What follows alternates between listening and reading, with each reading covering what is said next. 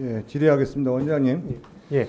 그 금융감독 주요 업무로 배달 플랫폼 노동자 취약계층 보험 관련된 부분 추진하고 예. 있는 거 알고 있습니다. 예. 그 부분. 아마 이제 이 배달 관련된 부분들이 늘어나다 보니까 여러 가지 사건 사고가 좀 많죠. 뭐 2020년에 오토바이 사고 50%가 배달 오토바이 사고고 그 중에 5건 중에 한 건이 중앙선 침범. 그다음에 4건 과속 안전 불이행입니다. 이게 아무래도 대형 사고로 이어질 확률이 높다는 거죠. 그만큼 과속이 있다는 거. 이게 근데 이런 차를 사용하면서 유상 종합보험 가입이 좀 늘어나야 되는데 금감원 대책이 겨우 시간제 보험 활성화합니다. 그래서 이 이륜차 유상 운송보험 이게 관련돼서 상위 4개사 보험사 KB, 현대, DB, 삼성, 손해를 보니까 2019년부터 2020년까지 큰 폭으로 줄어들고 있어요. 근데 종합보험료는 오히려 크게 늘어나고 있습니다. 엄청 비싸게 올라갔죠, 보험료가. 그 다른 손해보험사들도 가입 건수가 나와서 주목하지 않을 뿐이지 손해를 보면 100% 미만이 수두룩해요. 이게 앞뒤가 좀 안 맞죠. 네. 이 보험료가 워낙 비싸다 보니까 평균 유지기간도 5개월에 불과해요. 책임보험만 사실 들어서 우리 자동차 보험 같은 경우는 여러 가지 위험성이 내포되어 있지 않습니까?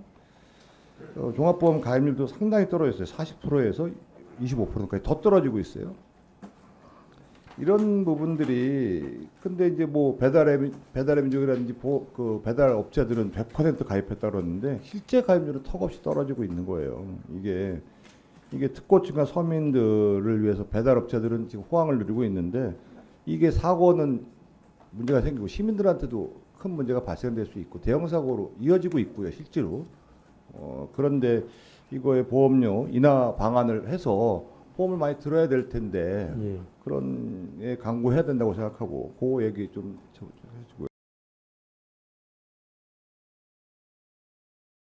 그다음에 이 불법 사규명 관련돼서 유튜브 홍보 채널도 만들었는데 업데이트 한 개도 없다가 구독자 300명 제가 이제 의원실발 보도 나가고 업데이트 시작했습니다.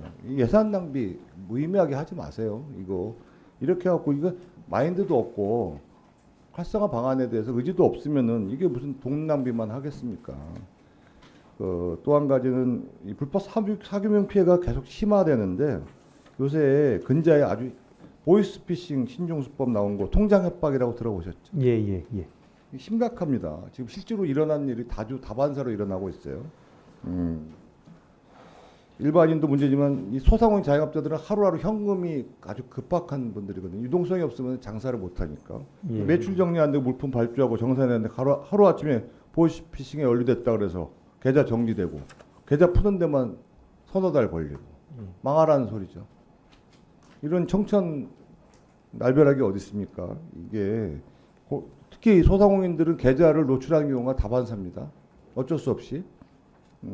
그런 바깥에다가 써놓고 또 입금도 받아야 되는데 이 범죄의 타켓이 되기가 너무 쉽죠.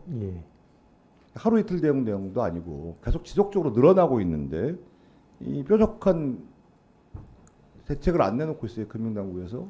서민들한테 특히 약자들한테 일어나는 부분에 대해서 관심을 갖고 대책을 세워야 된다고 생각합니다. 근데 여전히 깜깜무소식이라는 거고요. 이런 부분에 대해서 원장께서 좀 각별히 좀 신경을 쓰셔야 될 거라고 생각을 하고 아까 오전 질의에도 얘기했지만 저축성보험 관련된 부분 이거 계속 늘어나고 있는데 나중에 지급할 때 문제 생기지 않은 부분도 다시 한번 경각심을 드립니다. 이 두 가지 먼저 좀 말씀 좀 부탁 좀 드릴게요. 예, 이륜차 보험 관련된 문제 제기에 대해서는 저희도 보험업권이랑도 얘기를 하고 있습니다. 근데 이제 손해율이라든가 뭐 이런 것들에 대해서 아마 최근 이제 2, 3년 사이에 어쨌든 되게 상황 변화가 급박하다 보니까 보험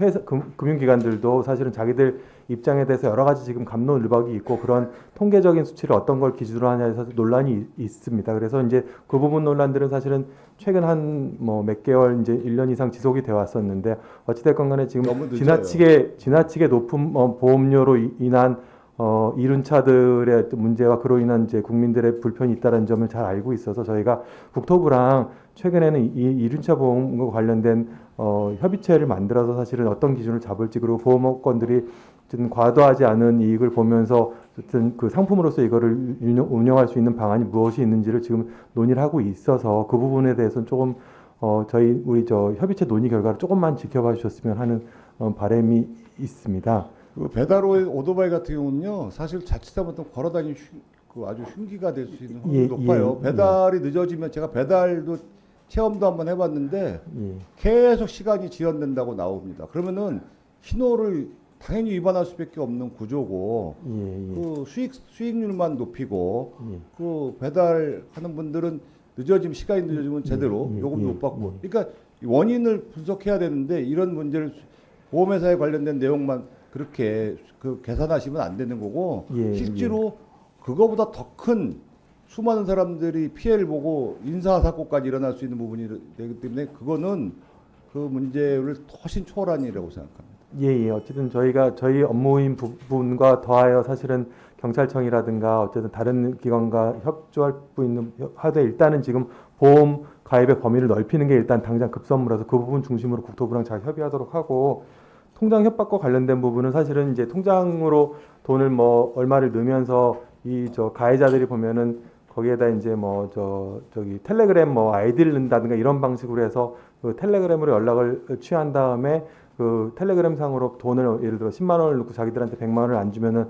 안 풀어주겠다는 이런 식으로 사실은 적요란에 텔레그램 아이디를 넣는 것들이 일단은 범행 수법으로 쓰이고 있어서 저희가 일단 당장 할 수 있는 걸로 그럼 텔레그램 아이디가 적요란에 들어간 거는 아예 그 기술적으로 차단될 수 있게 이제 그것들은 지금 일단 1차적인 조치는 해놓은 상태입니다. 그리고 이제 의원님 말씀 주신 것처럼 이게 이제 근본적인 문제 해결을 하기 위해서는 저기 계좌번호들이 쉽게 노출되어 있는 중소서민들을 위한 하기 위해서는 사실은 예를 들어 송금은행 중심으로 해서 그 해당 계좌 명의자와 또 이제 돈을 입금한 사람들 간에 신속하게 이제 물론 당일날 처리까지는 힘들겠습니다만 지금처럼 몇 달이 걸리는 상황보다는 그래도 며칠 안에 이제 풀 수 있는 방안을 조금 더 송금은행 중심으로 하는 방안과 그리고 또 말씀하신 것처럼 이제 향후 대포통장 관리에 있어서 그분들이 이제 그 뭐 불이익을 받지 않도록 그것들을 이제 저희가 제도에 반영하는 방안들을 이제 검토 연구 중인데 그것들에 대해 심각성에 대한 저희도 공감하는 바가 있어서 앞으로 잘 그 지적하신 바를 명심해서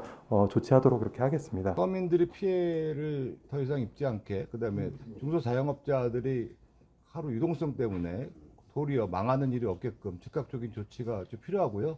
필요하면은 그 가상계좌 같은 방법도 홍보 방법도 한번 강구해 보시는 것도 좋을 것 같습니다. 예, 예. 그 실무적인 내용은 또 보좌관님들과 잘 상의해서 저희가 우리 정책에 반영하도록 하겠습니다.